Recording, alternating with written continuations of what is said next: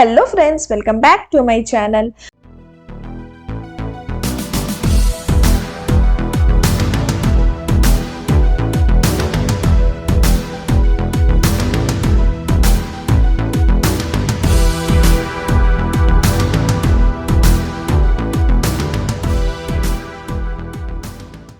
Part 34 के starting में हमें दिखाया जाता है कि जीन और जू वो पहुंचते हैं जीन के घर जेन जियांग। वहां पर जीन बोलती है कि काश ये सब कुछ हुआ नहीं रहता तो कितना अच्छा होता। तभी वहां पे उसके अंकल आते हैं और बोलते हैं कि अरे जीन तुम यहाँ पर, मैं तुम्हें दूर से देख रहा था बट मैं श्योर नहीं था कि तुम जीन ही हो। और फिर वो बोलती है अंकल लियू, और अपने अंकल को देख के वो खुश हो जाती है और बोलती है कि मैं तुम्हें कुछ बताना चाहता हूँ, आप बेझिझक होकर के बताइए कि आपने क्या क्या देखा था उस रात जिस रात उसके मम्मी पापा का मर्डर हुआ था। तो वो बताता है कि तुम्हारे एक अंकल जो है उन्होंने मुझे बताया था कि उन्होंने ग्रुप ऑफ पीपल देखा था तुम्हारे घर के पास जाते हुए और उन्होंने ही तुम्हारे घर में आग लगाई थी। बट वो अंकल है वो थोड़ा सा गैम्बलिंग में रहते हैं, तो वो बोलता है कि वो हमेशा पिया हुआ रहता है और वो गैम्बलिंग में लगे रहता है, तो मुझे लगा वो नॉनसेंस बात कर रहा होगा, इसलिए मैं उसकी बातों पे विश्वास नहीं किया। तो जीन बोलती है कि ठीक है, अंकल जीयू अभी कहाँ पर है? तो वो बोलता है कि वो और कहाँ पर होगा कहीं गैम्बलिंग कर रहा होगा, सट्टाबाजी कर रहा होगा। तभी वो उसका लोकेशन बता देता है और जीन पहुंचती है उसके अंकल के पास और बोलती है कि अंकल आपने मुझे पहचाना, मैं जीन हूँ, क्या आपको याद हूँ मैं? जुओ भी उसके साथ ही रहता है और जुओ ये सब देख रहा होता है। तो जीन पूछती है उससे कि मेरे घर में जो आग लगी थी उसमें कुछ आदमी लोग ने आग लगाई थी, तो अंकल ने बताया कि आपने उस आदमी को देखा था, तो क्या आप मुझे बता सकते हैं उसका चेहरा? तो वो सट्टाबाजी कर रहा होता है, तो वो गुस्सा हो जाता है, बोलता है कि मुझे परेशान मत करो, मुझे खेलने दो, और उसे पीछे ढकेल देता है। तो जुओ गुस्सा हो जाता है और उसका कॉलर पकड़ के उसे एक जगह लाता है और बोलता है कि अब बताओ। तो जीन बोलती है कि कुछ मत करो, मैं इससे बात करती हूँ, तुम बाहर जाकर के वेट करो। तो जुओ से बोलता है कि ठीक है मैं बाहर वेट करता हूँ, अगर ये तुम्हारे साथ बदतमीजी करे तो मुझे कॉल करना। उसके बाद सीन में दिखाया जाता है कि वो अपने अंकल से पूछती है कि मेरे फैमिली का जो डेथ हुआ था वो एक मिस्ट्री बनकर के रह गया, इसलिए मैं जानना चाहती हूँ कि वो मर्डरर कौन थे, तो प्लीज आप मुझे बताइए वो लोग कैसे दिखते थे। तभी उसके अंकल बोलते हैं कि वो जो लड़का आया था तुम्हारे साथ वो बहुत ज्यादा फेमिलियर लग रहा है, पहले बताओ वो कौन है। तो जीन बोलती है कि उसके बारे में आप छोड़िए, मैं आपसे जो पूछ रही हूँ वो बताइए। तभी उसके अंकल बोलते हैं कि तुम जो कपड़ा पहनी हुई है तो बहुत ज्यादा महंगा लग रहा है, क्या तुम्हारे पापा जब मर गए हैं तो तुम्हारे लिए बहुत सारा पैसा छोड़ के गए हैं या फिर संघाई में तुमने कोई जैकपॉट हासिल कर लिया है? तो जीन बोलती है कि ये सब अभी इंपॉर्टेंट नहीं है, आप मुझे बताइए कि आपने किसको देखा था उस दिन। तो वो बोलता है कि मैं तुम्हें क्यों बताऊंगा, अगर उसने तुम्हारे फैमिली को मारा है तो मैं भी तो तुम्हारा अंकल हूँ, क्या पता वो मेरे भी पीछे पड़े हो, मेरी भी जान खतरे में है। उसके बाद वो बोलता है कि अगर तुम मुझे पैसा दोगी तो मैं तुम्हें बताऊंगा। तो वो बोलती है कि ठीक है आप बताइए आपको कितना पैसा चाहिए। तो वो बोलता है मुझे $2000 चाहिए। तो जीन बोलती है इतने सारे पैसे मेरे पास नहीं है। तो उसके अंकल बोलते हैं कि ठीक है तब भूल जाओ, मैं नहीं बताने वाला। उसके बाद वो जुओ के पास आती है और बोलती है कि क्या तुम मुझे $2000 दे सकते हो, वो मुझसे पैसे मांग रहा है। तो जुओ गुस्सा हो जाता है और बोलता है ऐसे लोग को तुम अगर पैसे भी दे दोगी तब भी वो तुम्हें कुछ नहीं बताएंगे, और बल्कि ये तुमसे और ज्यादा पैसे मांगेंगे, इन लोगों को कैसे हैंडल करना है मुझे पता है, तुम चिंता मत करो। उसके बाद जुओ जाता है उसके अंकल के पास। उसके अंकल बोलते हैं कि मेरे पास आना भी मत और मुझे मारने की कोशिश मत करना, मैं उसके फैमिली का मर्डर को जानता हूँ, अगर तुम मुझे मारोगे तो फिर तुम्हें कैसे पता चलेगा। तो जुओ उसके गर्दन पर चाकू रख देता है और बोलता है कि अब बताओ। तो फिर वो जुओ के पैर के पास आ जाता है और बोलता है कि बोलो बोलो तुम्हें क्या जानना है, मैं सब कुछ बता दूंगा। तो जुओ बोलता है कि ये बताओ कि वो मर्डर जो था वो कैसा दिखता था। फिर वो बताता है कि वो लोग एक काले कपड़े में आए थे और उसके पूरा झुंड था, सभी कोई काला कपड़ा पहने हुए थे। तो जुओ बोलता है कि ठीक है तुम ड्रॉ करके मुझे बताओ कि वो कैसा दिखता था। तभी हमें सीन में दिखाया जाता है कि वो जो उसके अंकल रहता है वो भाग जाता है खिड़की से, और यहाँ पर फिर वो लोग उसके पीछा करते हुए आते हैं। जीन उसे बोलती है कि अंकल हमारा कोई भी खराब इंटेंशन नहीं है, आप बस हमें उस मर्डर का फेस बता दो, आप ऐसा क्यों कर रहे हो। तो वो बोलता है कि इस लड़के ने मुझे धमकी दिया था और ये मेरे गर्दन पर चाकू रखा था, तुम लोग मुझे मारने आए हो, मैं तुम लोगों को कुछ नहीं बताऊंगा, अगर तुम लोग मेरे नजदीक आओगे तो मैं यहाँ से कूद जाऊंगा। तो जुओ बोलता है कि ठीक है कूदो, मैं वेट करता हूँ तुम्हारा। तो उसके अंकल का पैर फिसल जाता है और वो नीचे गिर जाता है।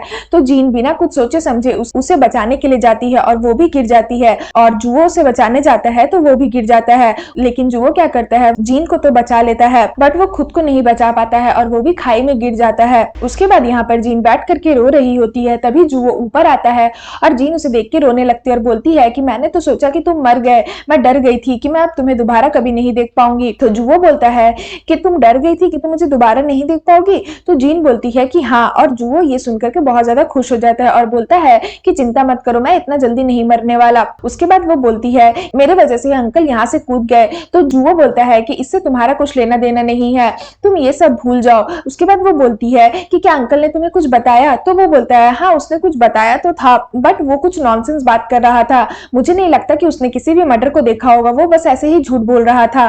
तो जीन बोलती है कि कितना अच्छा, मैं सोची थी कि इस बार मुझे कुछ ना कुछ क्लू मिल जाएगा। उसके बाद वो सैड हो जाती है। तो जुवो उसे बोलता है कि ये जो इन्वेस्टिगेट कर रही है तुम अपने मम्मी पापा के मर्डर का, ये बंद कर दो, तुम अच्छे से खुशी से जियोगी, यही तुम्हारे मम्मी पापा का आखिरी विश होगा, तो उनका आखिरी विश समझ के तुम ये सब बंद कर दो। उसके बाद हमें सीन में दिखाया जाता है कि जुवो अपने साथी को बोलता है कि उस टाइम जेन जियांग जगह में क्या हुआ था जब उसके मम्मी पापा मरे थे, उसका अच्छे से इन्वेस्टिगेट करो और हमारे सारे बंदों को लगा दो। तो उसका जो साथी रहता है वो बोलता है कि बट मास्टर, उसने तो आपको बताया था कि काले कपड़े वाले लड़के को देखा है, तो आपने ये चीज जीन को क्यों नहीं बताया? तो जुवो बोलता है कि मैं नहीं चाहता कि वो इस चीज में और ज्यादा इन्वेस्टिगेट करे, अगर वो जितना ही ज्यादा इन्वेस्टिगेट करेगी और खोजबीन करेगी उतना ही उसका लाइफ जो है वो रिस्क में चला जाएगा, क्योंकि जो मर्डर उसे मारा होगा वो जीन के पीछे पड़ जाएगा, इसलिए मैं नहीं चाहता कि उसका लाइफ में ये सब रिस्क आए, इसलिए मैंने उसे कुछ नहीं बताया। उसके बाद हमें सीन में दिखाया जाता है कि जीन शंघाई आ जाती है और अपने डॉग के साथ खेल रही होती है, तभी वहां पर इंग आता है और बोलता है कि वाओ, ये कितना प्यारा है, इसका क्या नाम है?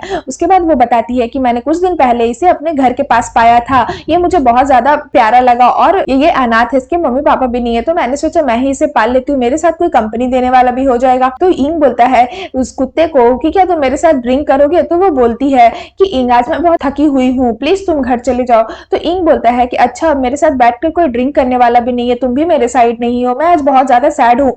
तो वो बोलती है अरे ऐसे मत बोलो, ठीक है चलो ड्रिंक करते हैं। और फिर वो लोग दोनों ड्रिंक करते हैं। तो इंग उसे बताता है कि इस बार मेरी कोई गलती नहीं थी, पहले मैं सोचता था कि मेरा भाई गलत है, बट अब मुझे समझ में आया कि गलत तो मैं हूँ, मैं किसी भी चीज का रिस्पॉन्सिबिलिटी अच्छे से नहीं ले सकता हूँ, मैं जियांग फैमिली के सेकंड मेंबर बनने का काबिल ही नहीं हूँ और भैया मुझे हमेशा डांटते रहते हैं। तो जीन उसे बताती है पता है, जब मैं छोटी थी तो मेरे पापा भी मुझे डांटते थे, जब वो चले गए तो अब मैं सोचती हूँ कि काश मेरे मम्मी पापा होते और वो मुझे थोड़ा सा डांटते समझाते तो कितना अच्छा होता।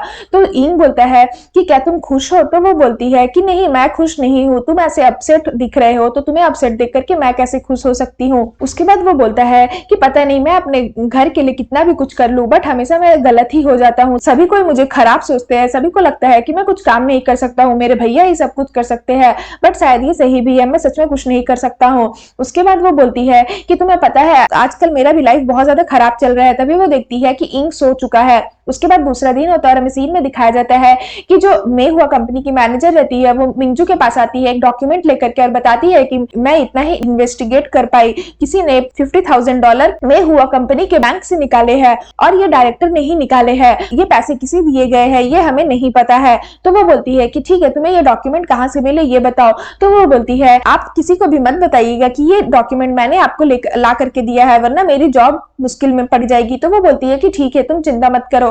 उसके बाद हमें सीन में दिखाया जाता है कि यहाँ पर शंघाई की एक फेमस एक्ट्रेस रहती है, वो कुछ इवेंट में आई रहती है और सभी को इसका फोटो क्लिक कर रहे होते हैं और यहाँ पर मिंजू और जो जापानीज मायदा राइची रहता है वो भी आया रहता है और मिंजू वो जो डॉक्यूमेंट रहता है उस जापानी को दे देती है और बोलती है कि डायरेक्टर ने 50,000 किसी को दिए हैं, $50,000 किसी को दिए हैं, बट किसको दिया और ये पैसे कहाँ गए हैं मैं वो इन्वेस्टिगेट नहीं कर सकती, इसलिए मुझे माफ करना। तो वो बोलता है कि ठीक है, ये तुमने अच्छा किया और इन्वेस्टिगेट करना। तभी वहां पर बॉम्ब अटैक होता है, दोनों पीछे मुड़ते हैं, तभी मायदा राइची एक लड़के को देख लेता है जिसने बॉम्ब अटैक करवाया होता है। तो वो क्या करता है, वो उसके पीछे पीछे जाता है पता करने के लिए कि वो आखिर कौन है। उसके बाद दोनों के बीच फाइट होती है, तभी वो जो आदमी रहता है उसके साथी लोग आकर के उसे बचा लेता है और मायदा राइची उसे पकड़ नहीं पाता है। उसके बाद हमें सीन में दिखाया जाता है कि यहाँ पर कुछ इवेंट चल रहा होता है मे हुआ कंपनी में, तो जीन कुर्सी वुर्सी सजा रही होती है। तो डायरेक्टर का भाई आता है और बोलता है वाह, तुम रिसर्च डिपार्टमेंट से इवेंट ऑर्गेनाइजर भी बन गई हो क्या? तो वो बोलती है कि नहीं, अभी मैं बहुत बिजी हूँ, तुम जाओ, डायरेक्टर ने मुझे ये काम करने के लिए बोला है। उसके बाद हमें सीन में दिखाया जाता है कि यहाँ पर डायरेक्टर जो है